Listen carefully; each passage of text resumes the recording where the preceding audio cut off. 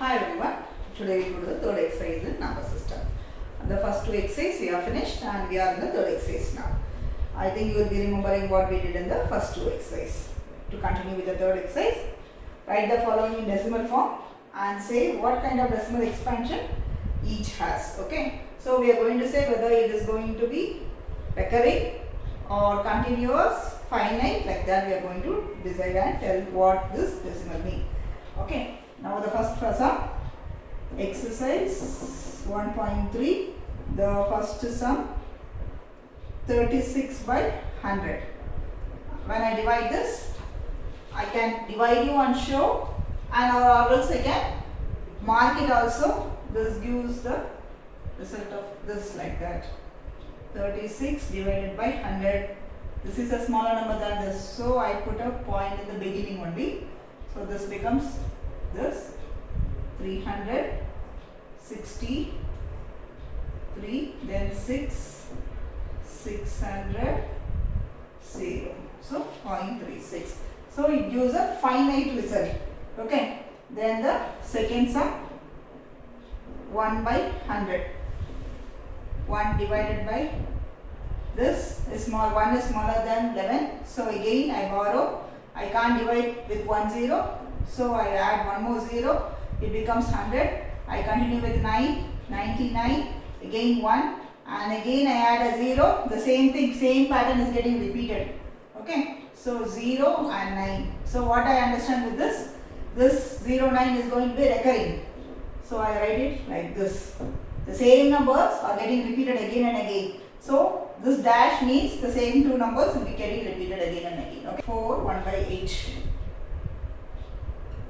So 4, 1 by 8, this becomes 25 by 8, and while dividing 25 by 8, 4 times 24, I get one remainder, 0.0, 1 time 8, 2, 0, 2 times 16, 4, 0 and 5, 40, and I get a 0. Okay, I can do like this. I can convert the mixed number into an improper fraction and can divide, or else, okay, first I write this, then or else, other way, I will take only the fraction. I keep the 4 as whole number, and I will take 1 by 8 alone. I can't divide, so I add a 0, keep a point, 1 time 8, remainder 2, 2 times 0, so 16, 4, the same numbers, 5. So even then I get the same answer, the 4, the whole number, I with 0.125. If I do it separately or convert it into a improper fraction and I continue also, I get the same result and it's a finite answer. Okay. Then the fourth sum, 3 by 13. 3 is a smaller number than 13. So 0.0, 2 times 26, 4, 0, 3 times 39, 1, 0. I can't divide, I have to add a 0. Then I get it for 7 times, 91. Then I get a remainder 9. Then again I do it with 6 times. And it is 178, remainder 12, and again I do it for 9 times, and it is 117, and I get 3 again. 3, we have started with 3. So what does it mean? I can say this 0.2307619, and it's a recurring division with the same numbers. This 2307619. It will get keeping on repeating the same numbers. It will be recurring. So it is called as a recurring decimal. Okay. Then the next sum, 2 by 11. When I divide it, 2 divided by 11, 0, 1 time, 11, 9, 0, 8, 88, 2, 0. See the same number 2 has come and it's repeating. So it is going to be 18.18.18. So I write it as 0.18. It's a recurring decimal again. 329 by 400.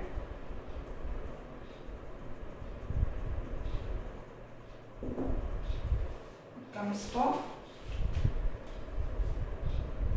8 3200, and then it gets remainder 900, and it comes for 2 times 800, then again 2 times and 800 and 2000, and it comes with 5 times.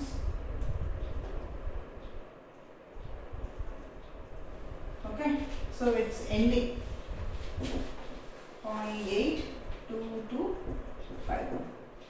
Okay, so we understand when the same number is getting repeated, we call it as a recurring decimal, or if it is over, it is a terminating decimal. Understood? Then we will go to the second sum now. They have given the answer of 1 by 7. Okay, they have given the value as 0.142857, and they said it's a recurring decimal. This is the given statement, and they are asking you to find 2 by 7 and 3 by 7. Okay, so for this, instead of dividing, I can just multiply these numbers. Okay, this number into this number. I get, we will do for 3 by also. 0.142857, and I multiply, and that is again a recurring decimal. Okay, instead of dividing, we just multiply and we use the answer for it. The third sum, to express the given decimal in the form of P by Q. For that, first let us consider this number, given number as, okay, let this number, given number be considered as x. X is equal to 0.6. Let x is equal to 0.6. Then I multiply this x into 10. So when I multiply in the left hand side, automatically I have to multiply the same thing in the right hand side also, right? So this becomes 10 into 0.6. So the decimal moves, and that becomes 6. Okay. Here I have 10x, and there it is 6. If I want to, as this is a recurring decimal, it is 0.666. So this becomes 6.6 here. So I want to subtract now this 10x minus x. 10x minus x. When I subtract, I get 6.6 minus 0.6, and that is equal to 6. So 9x is equal to 6. So to find x, I can write 6 by 9. And I have represented x, this number as 6 by 9. That is the required question. So P by Q is equal to 6 by 9. That's multiplying. I am bringing one decimal here this side to the left hand side. So I multiply with 10. So I get 4.7 here. When I make it as 9x, so I am subtracting 10x minus x, I am subtracting. Whatever the first decimal alone I am using. So 4.7 minus 4.4 is equal to 4.3. I get 9x is equal to 4.3. So x is equal to 4.3 by 9. But here I don't want a decimal. So I am removing the decimal. So I am multiplying a 0 to the numerator and denominator, and it becomes 43 by 90. Okay.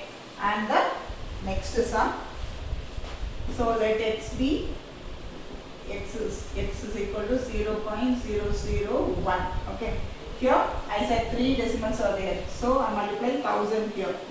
1000x is equal to, I get 1. When I move this, all I get only 1 there. So 1000x minus this 1x is equal to 1 minus 0.0001. Okay. When I subtract, I get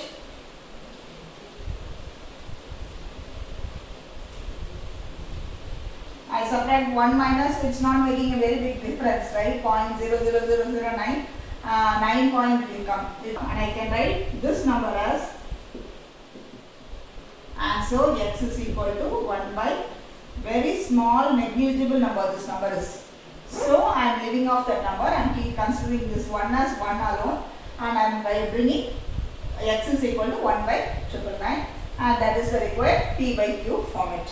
Okay, and 9 is a repeating number, repetitive number. So I am going to consider the first 9 alone. I will write it as, let x be, x is equal to 0.9. So this is x I am considering it as 0.99, and I am bringing, when I multiply 10, only one decimal moves this side, so it is 9.9. So 9x is equal to, when I subtract 9.9 minus 0.9, I get 9 as the whole number.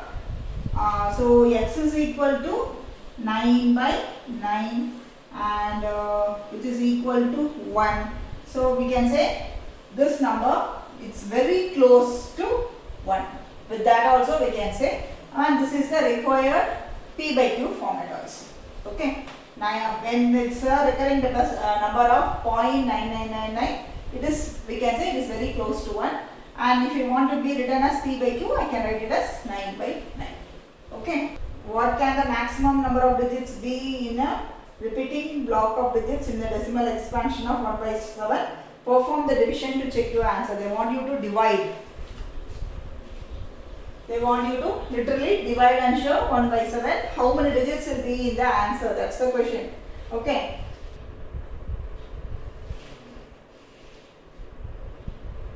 I have done the whole division.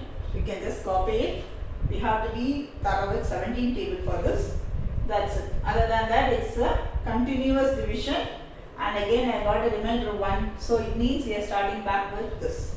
So this number is a recurring number 0588235294117647. These digits are recurring. It will come, the same number is keeping on recurring, and it's a recurring decimal. Okay. Then the next is asking us to give examples of p by q, and then analyze that q and say when a number is going to be a recurring division. That's the question. And when it is going to be terminating, when it is going to be recurring. That is the question. So you have to give some examples and explain with that. So let us go with this first example, 3 by 5. And I get a definite answer 0.6. Okay. Then one more example, 8 by 50. And here I get an answer 0.16. Then let me do 3 by 2 and I get 1.4. 1.5, and I do 4 by 8, I get 0.5. So what do I understand is, if I am going to factorize these numbers, these denominators, q's, if I am going to factorize it, I can find this is 5 can be written as 5 into 1, and 50 is 50 into 10, or else I wanted everything in prime numbers, so 5 into 2 again, and 2 is 2 into 1, and 8 is again 2 into 2 into 2. So if the denominators can be factorized as 5 and 2's, then the division is going to give a definite result. Okay, it's not going to be recurring. If we have 17 in the denominator as q, then the decimal is going to be recurring decimal. That part we can understand. Okay. So if the denominator q in a p by q, if the q can be factorized as 2 into 5 with any powers, 2 power 1, 2 power 2 or any powers, it should be factorized as 2 and 5. The denominator should have a factor as 2 and 5. Then the decimal answer will have a definite result. We get a definite decimal as a result. Okay. Then the 7th sum. And in the 7th sum, they are asking us to give 3 examples. Decimal expansions are non-terminating and not recurring. Okay. Like that, if I want to give non-terminating, it should not end also, and it should not be recurring. It should not be the same numbers also. Some example like that are any number I can write. So I'll write like this, any number, and it keeps on going like this. Then one more example.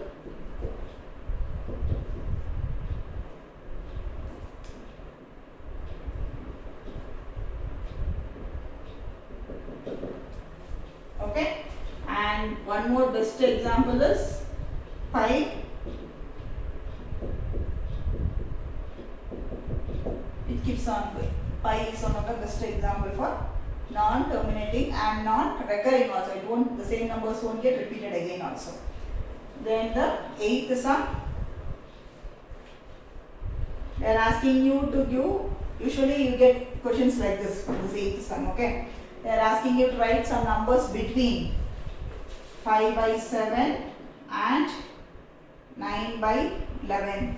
For that, I divide and find the answer for 5 by 7 first. Then 0.7142 and 9 by 11 if I divide. Okay, the same number 90 has got repeated. And it's a recurring number. Okay, so they want numbers between these. So I can write 0.72, then 0.73, 0.73, 0.735. You can go on till 739 I can write, and any number I can write between these two numbers, this number and this number, I can write any numbers. So these are the numbers between when the ninth sum. They are asking you to write whether this number is rational number or irrational number. That's all. Okay. So first sum is square root of 23. I have repeatedly said many times. Usually square root of prime numbers are going to be irrational, and even here 23 is a prime number, so it's an irrational number. So you can directly write it as irrational number. If you want, you can actually find it. So I divided it and I found it to be irrational. Then the second sum, square root of 225, and I found the answer to be 15. So it is rational. Then the third sum, 0.3796. It is over, it's terminated.